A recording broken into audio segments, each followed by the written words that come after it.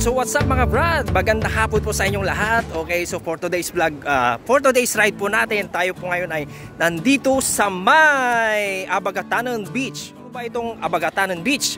So dito po yan sa may Pangasinan, dito sa may Barangay Makabubutni, or hindi ko alam kung part siya ng Agno o kaya ng Bani. Okidoki?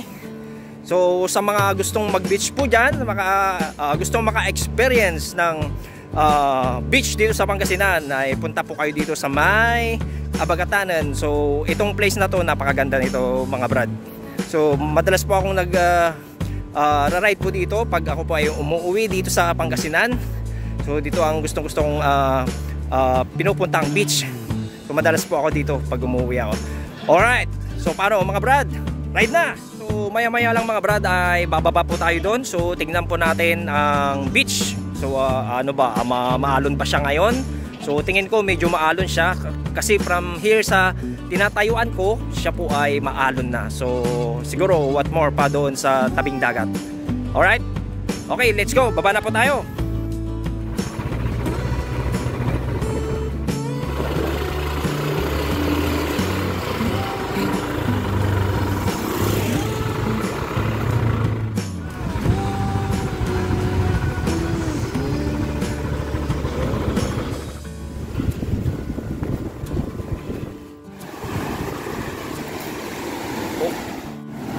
Oh,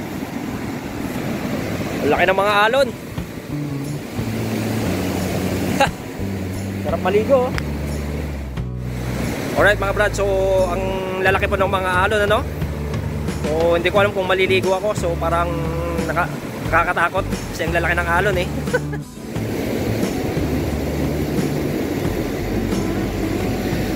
Portion na ito mga Brad ay itong portion na to ay ito yung pinaka gustong kong part dito.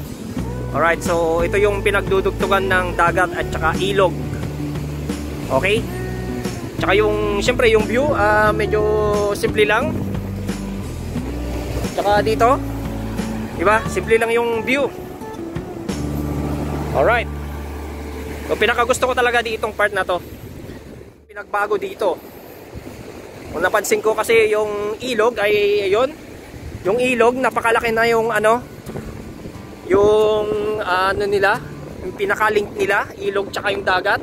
So before ay napakaliit lang yan. So ngayon ay medyo malaki na. At the same time, ayun may na doon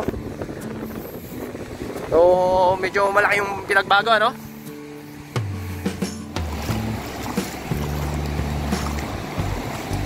So dito tayo sa part na ito So para siyang parang hindi naman siya sandbar. So parang nagkaroon lang siya ng parang maliit na isle.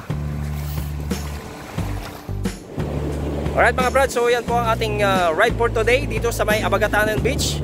Okay. So ride safe everyone sa inyong lahat. Alright, so paano? Ride na Brad?